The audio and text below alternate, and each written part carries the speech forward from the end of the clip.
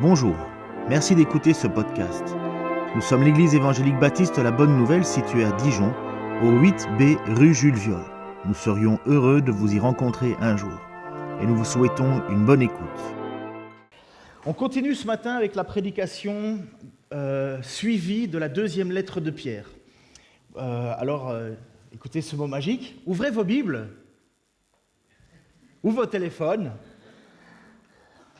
Ou si vous n'avez rien, mais vous dites la prochaine fois.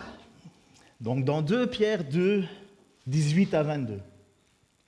Mais avant de commencer cette lecture de 2 Pierre 2, 18 à 22, il faut refaire une petite introduction parce que le sujet est quand même assez particulier. J'avoue que ça fait partie un petit peu de cet ensemble qui me travaille personnellement et me casse entre guillemets un petit peu mon moral. Oui, parce que la parole de Dieu, parfois, elle nous coupe les jambes. C'est que l'apôtre Pierre, tout comme Jude, tout comme beaucoup de passages dans la Bible, nous fait réfléchir profondément à l'appel qui nous a été adressé et à la fausse assurance dans laquelle nous nous berçons. Parce qu'il va mettre en avant la question de la persévérance. Et lorsque je vois les attentes de Dieu, les exigences de Dieu, la perfection de Dieu, puisqu'il nous est dit « Soyez saints comme votre Père est saint, soyez parfaits comme votre Père est parfait », je me dis « Mais fou, c'est pas possible ». Et à la lecture de 2 Pierre, on voit cette discussion que Pierre a et cette volonté de vouloir rappeler des choses importantes à l'Église parce qu'il sait qu'il s'en va. Et il dit il va y avoir des faux enseignants et est-ce que vous allez être capable de faire la différence ? Et puis moi, alors, en tant qu'enseignant, je me dis, mais est-ce que je suis un faux enseignant moi-même ? Alors ça me fait peur, je me remets en question, et c'est très bien, il ne faudrait pas que ça soit autrement. Mais dans 2 Pierre, donc gardez vos Bibles ouvertes, mais on va quand même faire de petites introductions avant cela. Il va écrire à cette église de Pierre, en 2 Pierre 1, 10 à 15, « Aussi mes frères, efforcez-vous d'autant plus de confirmer l'appel qui vous a été adressé et le choix dont vous avez été l'objet. » Donc, ce qu'on voit directement quand Pierre écrit, il dit « Nous avons été appelés et nous sommes un choix, nous sommes le choix de Dieu. » Mais pourtant, il commence avec « Efforcez-vous. Efforcez-vous de confirmer que vous avez bien été appelés, efforcez-vous de confirmer que vous avez bien été le choix. Si vous faites cela, vous ne trébucherez jamais. C'est ainsi que vous sera largement accordé l'entrée dans le royaume éternel de Jésus-Christ, notre Seigneur et Sauveur. Voilà pourquoi je vais toujours vous rappeler ces choses, bien que vous les sachiez et que vous soyez affermis dans la vérité présente.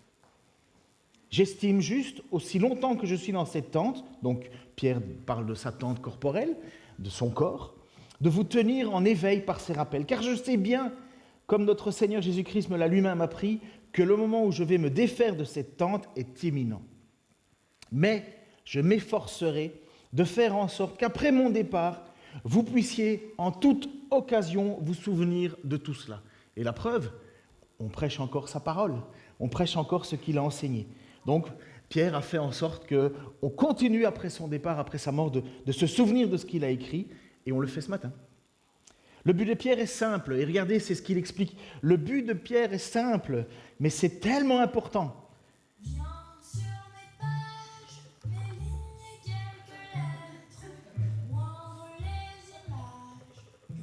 Wow. C'est très bien, hein, c'est Mick, mais qu'est-ce qui se passe Voilà. C'était pas prévu, mais c'est très bien. C'est c'est pas grave. Bon, allez. Donc, puisque Pierre nous rappelle, merci, Mick, puisque c'est Mick. Vous savez que Mick vient le 12 octobre à Dijon. Donc, il nous rappelle ces choses-là parce que son point est important. Et honnêtement, vous comprenez pourquoi, quand on prêche un sujet comme ça, c'est pas un sujet qui est facile. Parce qu'il nous dit clairement, afin que vous soit largement accordé l'entrée dans le royaume éternel de Jésus-Christ. Ça veut dire que là, il y a une condition. Il est en train de dire, soit ça nous l'est accordé, soit ça ne nous l'est pas. Si ça ne nous l'est pas, on est mal, parce qu'on fait tout ça pourquoi ? Et si ça nous est accordé, alors on est les plus joyeux de tous les hommes et de toutes les femmes de la terre, puisque nous savons que nous avons quelque chose de magnifique qui est devant nous. Et alors on pourrait se dire, mais je l'ai entendu ce matin, alors ce n'est pas une reprise de ce qui a été dit, loin de là, mais c'est quand même pousser la réflexion plus loin. Qui peut dire ici qu'il est sauvé sans aucun doute? Alors s'il vous plaît, ne levez pas trop vite votre main cette fois-ci. Mais qui peut dire, sans aucun doute, je suis sauvé? Ah, vous savez que quand je pose des questions comme ça, c'est qu'il y a une attrape. Paul ne le fait pas. C'est étonnant, mais Paul ne le fait pas lui-même. Paul nous dit qu'il est dans une course. Paul nous dit qu'il est dans une course dont Jésus lui-même lui a permis de participer. C'est Christ qui l'a appelé, c'est Christ qui l'a choisi, mais Paul dit qu'il est dans une course. C'est comme si Paul avait reçu l'autorisation de faire partie des sélectionnés pour les Jeux Olympiques du salut. C'est étonnant de dire ça. Et Paul va dire que maintenant, toute sa vie d'autrefois, il la met derrière, parce qu'il n'a qu'une seule chose, c'est d'atteindre le but qui lui a été fixé par qui? Par Christ. Parce qu'il a été appelé, parce qu'il a été choisi, ce qu'on appelle l'élection. Il n'a pas aucun doute, ni Pierre n'a aucun doute, ni Paul n'a aucun doute sur le fait qu'ils ont été choisis. Alors on pourrait se dire, ben voilà, je suis choisi, je suis sur la liste, vivons comme on a envie.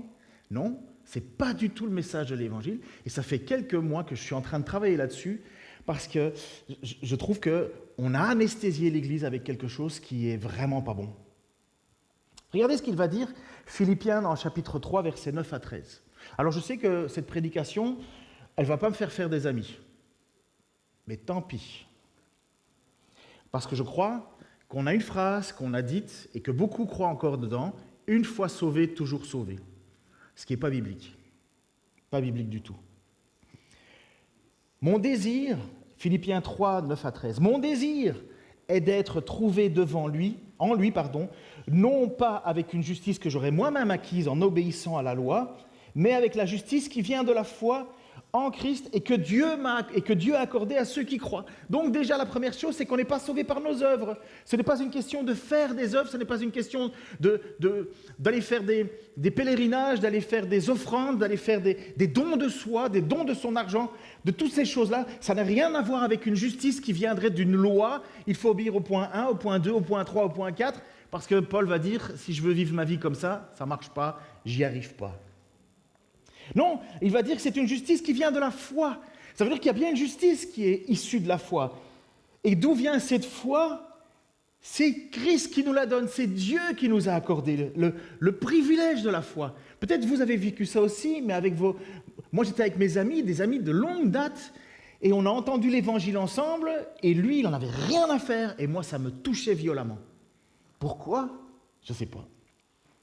Mais on a vécu les mêmes embrouilles, les mêmes vies, mais lui, ça ne le touchait pas, et moi, ça m'a touché. Et bien voilà, c'est ça le privilège qui nous a été accordé. Il l'a entendu aussi, mais je l'ai saisi. Pas parce que je méritais de le saisir, il le méritait tout autant que moi, mais parce que Dieu m'a accordé cette foi. Pas accordé le message, accordé la foi. C'est ainsi que je pourrais connaître le Christ. C'est toujours Paul qui parle. C'est-à-dire expérimenter la puissance de sa résurrection et d'avoir part à quoi? À ses souffrances, en devenant semblable à lui jusqu'à dans sa mort, afin de parvenir, quoi qu'il arrive, à la résurrection d'entre les morts. Donc il dit, mais j'ai été choisi, et même s'il faut souffrir parce que j'ai été choisi, mais le but, et ça c'est le chemin, eh bien au moins ça me fera parvenir à quoi? À la résurrection. Non certes, je ne suis pas encore parvenu au but. Je n'ai pas atteint la perfection, mais je continue à courir pour tâcher de saisir le prix, car Jésus-Christ s'est saisi de moi. Vous comprenez cette dualité qu'il y a là? Christ m'a choisi, Christ m'a appelé, mais je dois courir, je dois avancer, je dois faire cette course. Je n'ai pas atteint le but encore. Il m'a appelé à participer, mais je n'ai pas atteint le but. Non, frère, et voilà pourquoi je dis qu'il ne fallait peut-être pas lever sa main trop vite. Pour moi, je n'estime pas avoir saisi le prix. Je n'estime pas avoir saisi le prix. Mais je fais une seule chose, oubliant ce qui est derrière moi et tendant de toute mon énergie vers ce qui est devant moi, je poursuis ma course vers le but pour remporter le prix attaché à l'appel que Dieu nous a adressé du haut du ciel dans l'union avec Jésus-Christ. Nous tous qui sommes spirituellement adultes, c'est cette pensée qui doit nous diriger. Quelqu'un qui est spirituellement adulte doit pouvoir dire « J'ai été choisi, mais j'ai ma course à faire. J'ai été choisi, mais je n'ai pas encore gagné le prix. J'ai été appelé, j'ai reçu la grâce de la foi, mais j'ai ma part à faire. Si je ne fais pas ma part, qu'est-ce qui se passe ?» Et c'est là où alors on a dans notre tête une espèce de dualité. Rien de nouveau avec Dieu. Il ne nous donne jamais la totalité des choses. Il nous laisse toujours devant une responsabilité qui nous engage sérieusement à savoir comment vivre, à savoir comment parler et à savoir comment persévérer. Et pourquoi Paul dit cela ? Alors que nous avons beaucoup de passages qui nous parlent que rien ne peut nous séparer de sa main. Et je remercie Franck d'avoir lu ce passage-là. Je remercie Franck d'avoir lu ce passage dans l'Épître aux Romains où il est dit ceci. Qu'est-ce qui pourra nous arracher de l'amour de Christ ? La détresse ou l'angoisse ?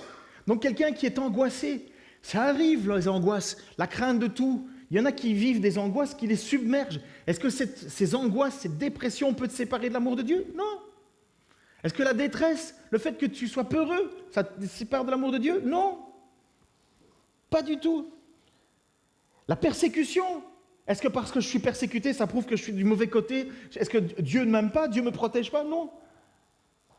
La faim, combien d'enfants, combien de familles ne sont pas mortes de faim, pourtant en adorant le Seigneur, La misère, il y a plus de chrétiens qui vivent dans la misère que de chrétiens qui vivent dans la richesse. Le danger ou l'épée, non ? Car il nous arrive ce que dit l'Écriture, à cause de toi, Seigneur, nous sommes exposés à la mort à longueur du jour. On nous considère comme des moutons destinés à l'abattoir. Mais dans tout cela, nous sommes bien plus que vainqueurs par celui qui nous a aimés. Oui, j'en ai l'absolue certitude. Ni la mort, ni la vie, ni les anges, ni les dominations, ni le présent, ni l'avenir, ni les puissances, ni ce qui est en haut, ni ce qui est en bas, ni aucune autre créature, rien ne pourra nous arracher de l'amour que Dieu nous a témoigné en Jésus-Christ, notre Seigneur. Qu'est-ce qui peut empêcher Dieu de nous aimer ? Rien. Qu'est-ce qui peut nous empêcher de vivre cette vie chrétienne ? La souffrance, la faim, la misère ? Non, non. Mais il nous arrive ce qui a été écrit, on nous considère comme des moutons. Et parce qu'on est persécuté, parce qu'on est abattu, parce qu'on est mis de côté, nous sommes plus que vainqueurs. Moi, je n'ai pas entendu souvent ça comme cela. J'ai entendu nous sommes plus que vainqueurs, nous allons faire un projet pour Dieu, nous allons faire ceci, nous allons faire cela. Vous allez voir, ça va marcher, on est plus que vainqueurs. Ah, moi, je n'ai pas l'impression que je lis ça dans l'Écriture. Moi, je vois plutôt que tout ce qui va nous tomber sur la tête, ce n'est pas grave, parce que dans tout cela, on est plus que vainqueurs. On pourra vivre des moments de crainte intérieure, des moments de détresse, des moments de faim, de misère. Tout ça, c'est nous, Être en danger dans l'épée, non, rien ne peut. Et puis, qu'est-ce qui pourrait nous enlever de l'amour de Christ de façon extérieure ? Oui, j'en ai l'absolue certitude. La mort ne te fait pas perdre triste. La mort te fait aller dans ses bras. La vie, les difficultés de la vie, est-ce que la vie peut t'empêcher de... Non. Les anges, est-ce que les anges pourraient te faire... Non. Les dominations, les dominations, c'est le diable et tout ça. Est-ce qu'il pourrait t'empêcher d'avoir... Mais non, regardez l'histoire de Job. Oui, j'en ai l'absolue certitude, dit Paul. Ni le présent, ni l'avenir, ni les puissances, ni ce qui est en haut, ni ce qui est en bas. Rien ne peut nous séparer de l'amour que Dieu nous a témoigné. Alors comment on fait pour concilier le fait que Paul dit qu'il n'y a rien qui peut nous séparer de l'amour de Christ et le fait qu'il dit « j'ai pas encore saisi le prix, j'ai pas encore gagné la course ». Mais je fais qu'une seule chose, je tends vers le but, sachant qui m'a appelé. Pierre va nous dire qu'au chapitre, ça sera pour les prochaines fois, au chapitre 3, versets 15 à 17, « Considérez que la patience de notre Seigneur est votre salut. Comme Paul, notre frère bien-aimé, vous l'a aussi écrit selon la sagesse qui lui a été donnée. C'est ce qu'il fait dans toutes les lettres où il parle de ces sujets. Il s'y trouve des passages bien difficiles à comprendre, dont des gens ignorants et mal affermis tordent le sens, comme ils le font avec les Écritures, pour leur propre perdition. Puisque vous êtes prévenus, mes bien-aimés, soyez sur vos gardes. de peur qu'entraînés par l'égarement des impies, vous ne veniez à déchoir de votre fermeté.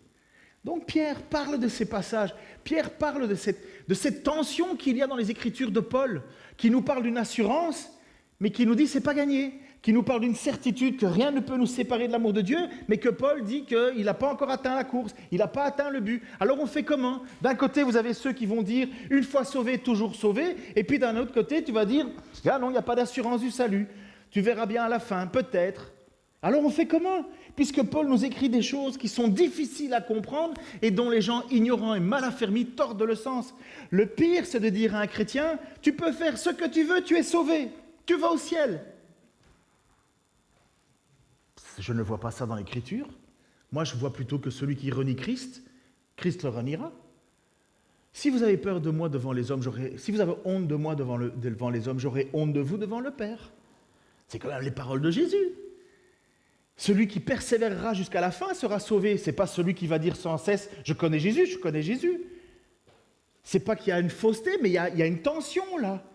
Est-ce que nous, on a simplement signé un papier, et puis le moment où c'est le plus difficile dans notre vie, on sort notre carte en disant « oh, oh, joker, moi je vais au ciel hein. ». C'est quoi notre lettre, si ce n'est que nous? C'est nous qui sommes une lettre ouverte. C'est nous qui sommes les personnes qui devons manifester ce que nous sommes réellement. Et voilà maintenant alors pourquoi je vous ai dit de mettre dans votre Bible, vous allez changer, mais 2 Pierre 2, 18 à 22, parce qu'il va continuer de parler de ces faux enseignants, et qui dit ceci, avec leur discours grandiloquent, ça veut dire waouh, mais creux, ça veut dire ce que ça veut dire. Ils cherchent pour satisfaire leur désir tout humain, à appâter par l'attrait de la sensualité ceux qui viennent à peine d'échapper du milieu des hommes vivant dans l'erreur. Ils leur promettent la liberté alors qu'ils sont eux-mêmes esclaves des passions qui les mènent à la ruine, car tout homme est esclave de ce qui a triomphé de lui. Si après s'être arrachés aux influences corruptrices du monde par la connaissance, ce qu'ils ont eu de notre Seigneur Jésus-Christ de notre Seigneur et Sauveur Jésus-Christ, ils se laissent de nouveau prendre et dominer par elle. Leur dernière condition est pire que la première. Alors ça, je trouve que ça c'est le summum. Il aurait mieux valu pour eux ne pas connaître le chemin d'une vie juste plutôt que de s'en détourner après l'avoir connu et d'abandonner le saint commandement qui leur avait été transmis. Il confirme la vérité de ces proverbes. Le chien retourne à ce qu'il a vomi. La truie, à peine lavée, se vautre de nouveau dans la boue. Alors moi, honnêtement, c'est pour ça que j'ai choisi ce titre. Hein.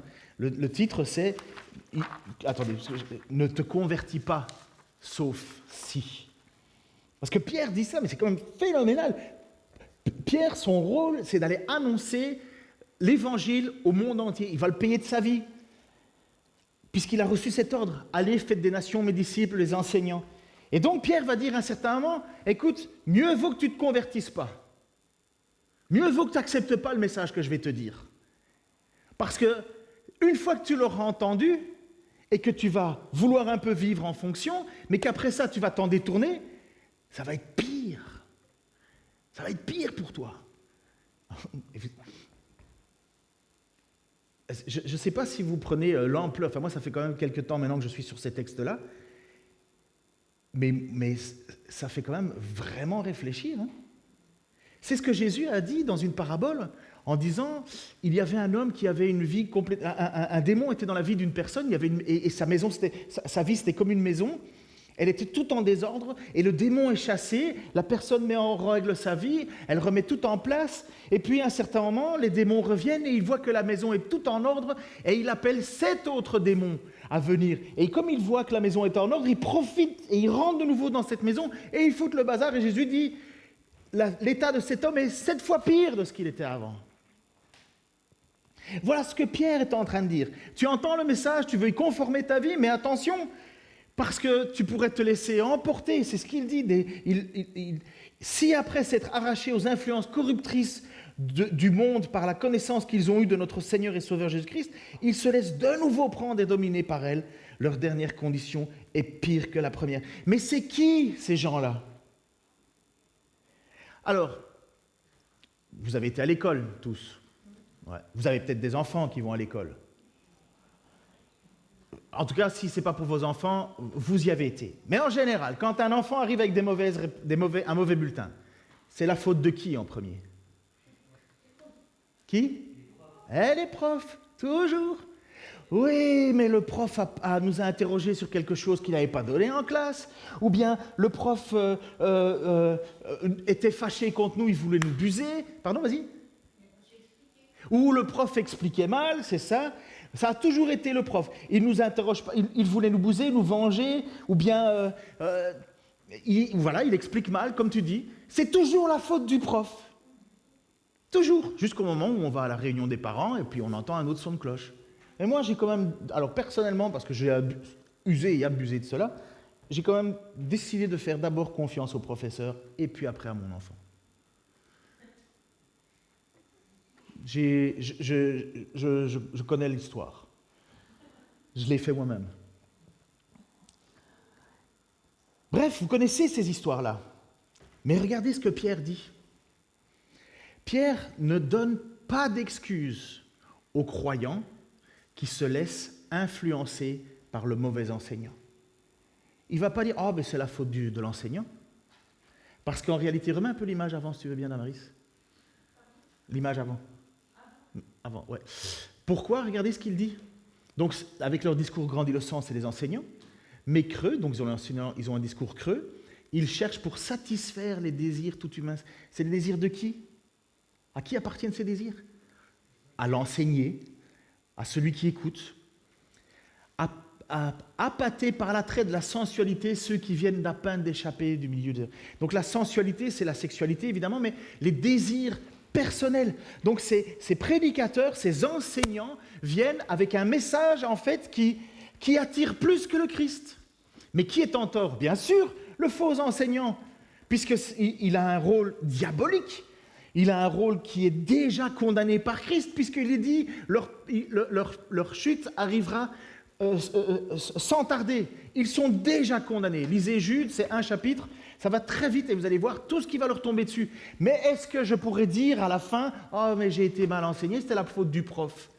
Non, c'est tes propres désirs. Ce sont mes propres désirs qui ont fait que j'ai été attiré par ce discours-là et que je n'ai pas voulu regarder l'état pitoyable dans lequel j'étais. Je suis retourné à mon ancienne vie. Et en plus, j'ai trouvé le moyen de le faire avec une bonne conscience, puisqu'il y a des gens qui me disent, puisque je suis né de nouveau, je suis sauvé, une fois sauvé, toujours sauvé. C'est pas très grave de faire des bêtises.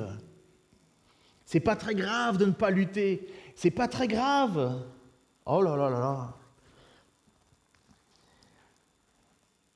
Et pourquoi est-ce qu'on en a cette situation-là? Pourquoi est-ce que, alors que c'est Christ qui offre, et donc il dit que justement nous avons entendu ce message, ce cadeau qui vient de Christ, puisque nous l'avons entendu, nous retournons à ce qui nous dominait. C'est pas compliqué, c'est parce que tout homme, je crois qu'il y a l'image suivante, car tout homme est esclave de ce qui a triomphé de lui. C'est le péché. Mais qu'est-ce qui nous arrache au péché dans notre vie? Qu'est-ce qui nous arrache à cette corruption viscérale que nous avons en nous? Christ et son sacrifice à la croix. Lorsqu'il envoie le Saint-Esprit, il envoie ce Saint-Esprit pour nous arracher à cette corruption. Et cette corruption, soit on décide de continuer à vivre avec, et en se disant, bon, ben, de toute façon, je suis sauvé, tout va bien se passer, ou bien on se rend compte que non, notre nouvelle vie, c'est nous sommes libres du péché, mais esclaves de Jésus-Christ. Ce n'est pas une vie où j'avais espéré ça, moi, à ma conversion. Je m'étais dit, si je pouvais être comme un moine bouddhiste, super zen. Depuis que je suis converti, plus de lutte, plus rien. En fait, même plus zen que zen. Je pourrais même leur dire, mais tu sais, Bouddha, c'est rien du tout à côté de Jésus. Avec Jésus, c'est encore plus zen. J'ai une paix qui ne vient pas du monde, mais qui vient de Dieu. Et moi, je suis désolé, mais moi, je n'ai pas découvert ça, moi, dans ma vie chrétienne. Moi, j'ai découvert que dans ma vie chrétienne, j'avais été libéré de mes péchés d'autrefois, en tout cas des conséquences, mais qu'à partir de maintenant, ma vie serait un éternel combat contre ce péché qui sans cesse est là. Tout le temps, il revient. Je ne peux pas me dire « ben c'est pas grave, je suis sauvé ». Mais non, je dois lutter, continuer cette course et cette course. J'espère que je ne parle pas qu'à moi-même, là.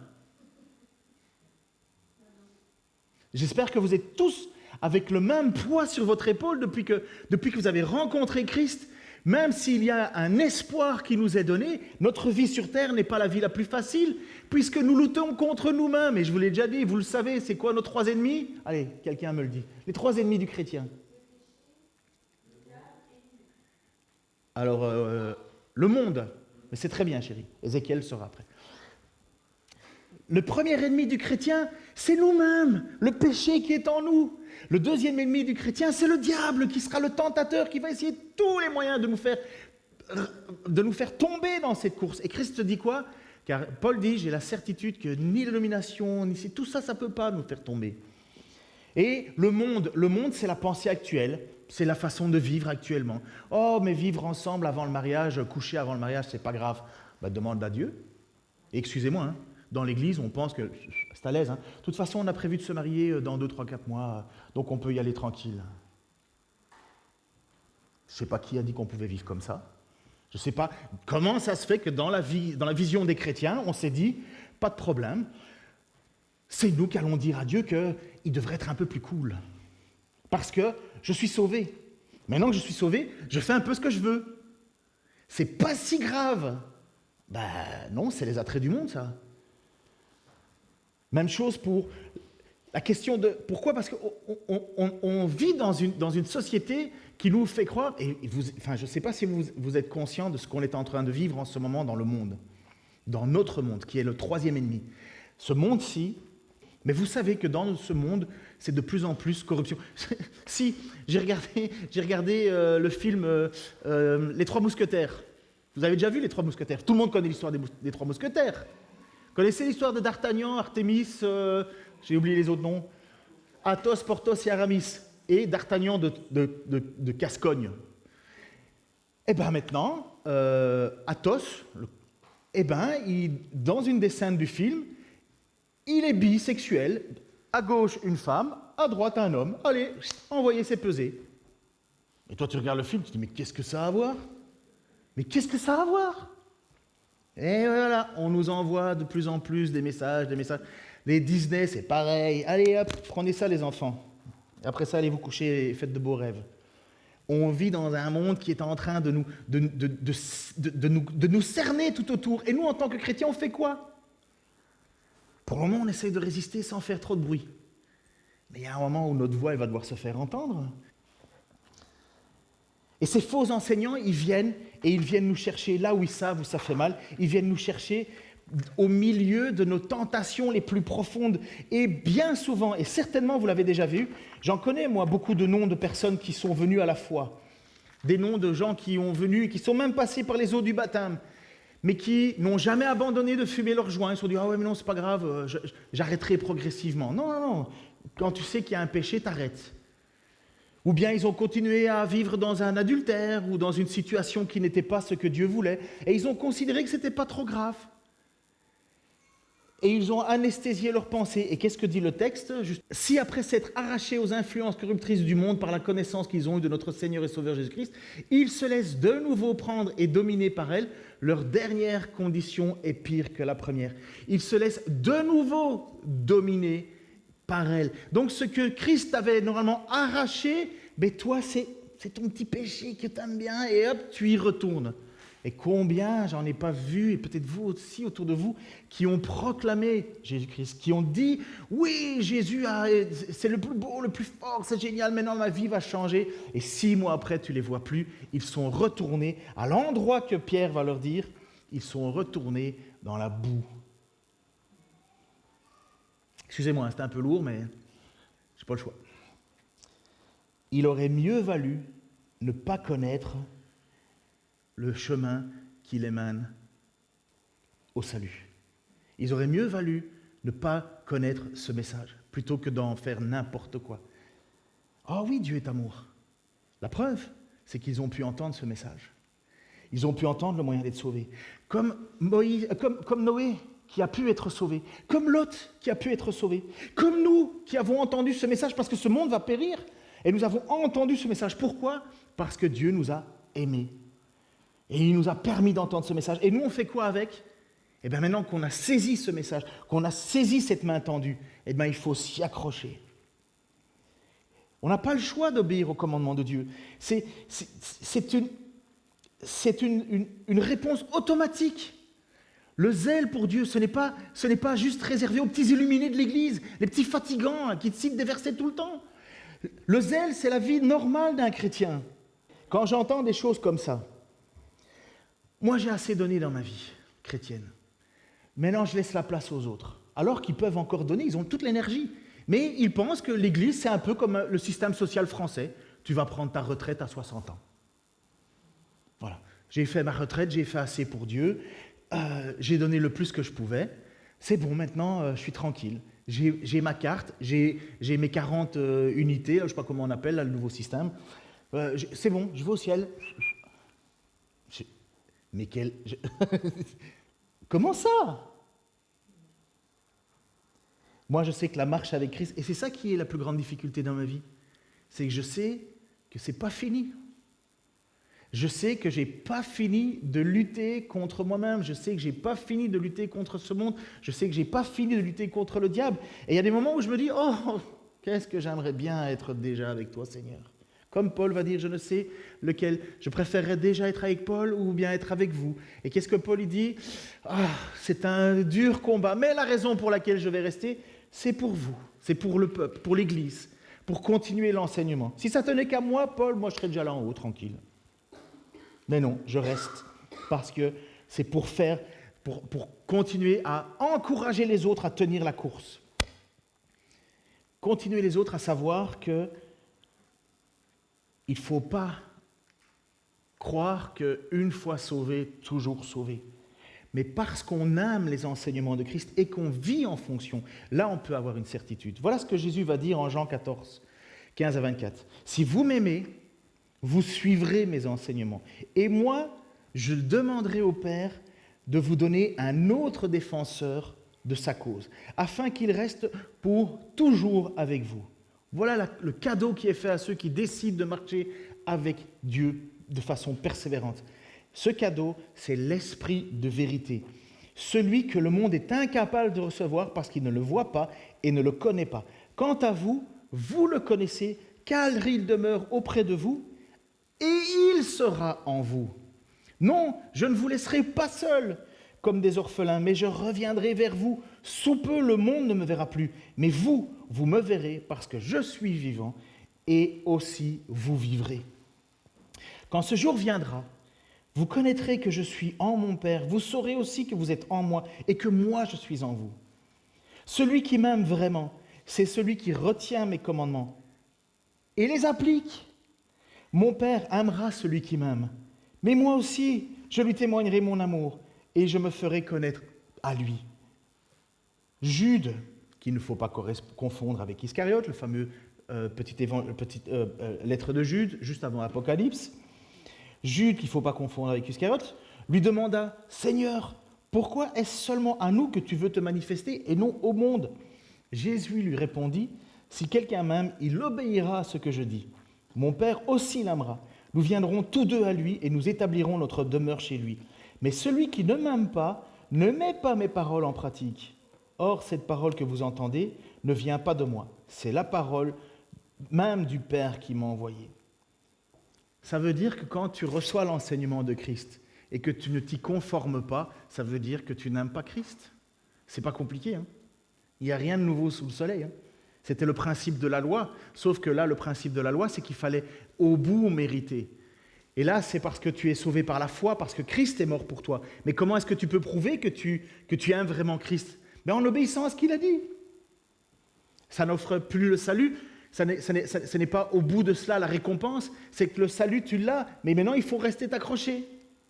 Parce que si tu devais faire confiance à tes propres forces, tu n'y arriverais pas. Mais parce que tu t'accroches à Christ, ce salut, il est assuré. Mais comment est-ce que je fais pour m'assurer le salut? J'obéis au commandement. Est-ce que je dois y obéir partout parfaitement? Non, heureusement qu'il y a la grâce. Mais Christ est capable de faire la différence entre celui qui utilise le pardon comme une excuse ou celui qui utilise le pardon comme un refuge parce qu'il se rend compte qu'il est incapable de s'en sortir tout seul. Celui qui lutte contre son péché ou celui qui justifie son péché. Un jeune pasteur demandait à un vieux pasteur, alors qu'il luttait contre les tentations, le groupe de louanges peut venir, qu'il luttait contre les tentations de regarder des jolies femmes. Et il demandait alors à ce vieux pasteur en disant, mais voilà pasteur, c'est vraiment difficile, lorsque je regarde des filles, mais j'ai toujours des pensées qui vont plus loin que ce que je voudrais, et puis je dois lutter avec ça. Et il dit, mais à quel âge est-ce que c'est fini ça? À quel moment dans notre marche chrétienne on arrive enfin à dominer ces difficultés? Et le vieux pasteur lui a dit, mais non, c'est un combat jusqu'à la mort. Ça sera fini le jour où tu mourras. Et je conclus ce message avec un texte hyper solennel. Alors, juste savoir si le chant après est joyeux. Oui, parce que je suis dans la joie, donc ça tombe bien. Parce que ce texte qui va être lu dans l'Épître aux Hébreux, et je reviendrai la prochaine fois qu'on aura culte ensemble sur la suite, qui est quand même beaucoup plus encourageante, et comment je suis content d'enfin passer à autre chose de plus encourageant, même si on ne peut pas faire l'économie de ce qui a été dit. C'est un texte qui est très solennel, parce que pas habituel à écouter, et dont j'ai entendu beaucoup de prédicateurs l'enseigner, et puis après l'avoir enseigné, ont essayé de diminuer son impact. Parce qu'on a peur de faire peur au nom de Dieu. Et moi je dis non, la crainte de Dieu, c'est le début de la sagesse. Si je n'ai pas la crainte de Dieu, je n'ai pas l'amour de Dieu. J'ai besoin de la crainte de Dieu, comme un enfant a besoin de la crainte de son père, et un enfant a besoin de l'amour de son père. S'il n'y a pas la crainte, il n'y a pas l'obéissance. Il n'y a pas le genou qui plie devant le supérieur. Et dans l'Épître aux Hébreux, il va parler à une communauté qui aime bien discuter sur tout et rien. Et il va dire à cette communauté, aussi laissant le commencement de la parole du Christ, tendons vers l'accomplissement, sans poser de nouveau les fondations, changement radical et abandon des œuvres mortes, foi en Dieu, enseignement sur les bains rituels, imposition des mains, résurrection des morts et jugement éternel. Il dit, écoutez, on a bien discuté de tout ça, c'est bien, maintenant on va aller plus loin. Ce que nous allons faire, si Dieu le permet, Quant à ceux qui ont été une fois éclairés, qui ont goûté le don céleste et ont eu part à l'Esprit Saint, qui ont goûté la bonne parole de Dieu et les puissances du monde à venir, et qui sont tombés, il est impossible de les amener de nouveau à un changement radical pour leur propre compte. Car pour leur propre compte, ils crucifient le Fils de Dieu et le déshonorent publiquement. En effet, lorsqu'une terre abreuvée de pluie fréquente produit des plantes utiles à ceux pour qui elle est cultivée, elle a part à la bénédiction de Dieu. Mais si elle produit des épines et des chardons, elle s'avère sans valeur. Elle est en passe d'être maudite et elle finit par être brûlée. Alors ça, c'est quand même beau. Quoique nous parlions ainsi, bien-aimés, nous sommes persuadés que quelque chose de meilleur vous attend, à savoir le salut. En effet, Dieu n'est pas injuste pour oublier vos œuvres ni l'amour que vous avez montré pour son nom en mettant au service des saints. Alors ça, ce sont ceux qui disent, voilà, j'en ai fait assez, sauf que l'Épître aux Hébreux continue, et vous le faites encore. Et en continuant à le servir. Mais nous désirons que chacun de vous montre jusqu'à la fin le même empressement en vue d'une pleine espérance, pour que vous ne soyez pas nonchalants, mais pour que vous imitiez ceux qui, par la foi et la patience, reçoivent l'héritage promis. L'objectif de toutes ces écritures, de tous ces textes que nous avons lus, de tout ce que Pierre a enseigné, a le même but. Nous désirons que nous montrions le même empressement, le même but, que nous ne nous refroidissions pas, que nous abandonnions pas la course, que nous ne croyions pas qu'une fois sauvés, toujours sauvés. Même si notre salut ne dépend pas de nous, mais de la grâce de Dieu, nous ne pouvons pas rester comme ça en se disant « je me repose sur ce que lui il a fait ». Même si ce n'est pas faux de parler comme ça, ce n'est pas vrai non plus. Père, merci pour ton amour et ta grâce. Merci pour ta présence dans ma vie. Merci pour ta présence dans nos vies. Merci Seigneur parce que tu as offert ton Fils à la croix. Un jour nous comprendrons pleinement, et moi en premier, l'immensité de ce cadeau que tu nous as fait. Ce n'est pas rien. Ce n'est pas rien, c'est le ciel qui s'approche de nous. Seigneur, je te demande pardon pour ma vie. Je te demande pardon pour la manière dont, Seigneur, je lutte ou parfois pas. Je te remercie, Seigneur, que tu continues à présenter tes mains trouées devant ton Père pour montrer que tu as payé le prix pour moi. Je me rends compte, Seigneur, que j'en suis tellement pas digne. Et comme je suis heureux, Seigneur, que tu as enseigné à Pierre qu'il fallait pardonner, non pas 7 fois, mais 7 fois, 77 fois. Combien de fois, Seigneur, ne m'as-tu pas pardonné? Combien de fois le feras-tu pas encore? Mais Seigneur, je ne veux pas utiliser ça comme un prétexte pour pouvoir vivre n'importe comment. Et tu sais ô combien, Seigneur, en ce moment, la lutte, elle est âpre pour moi.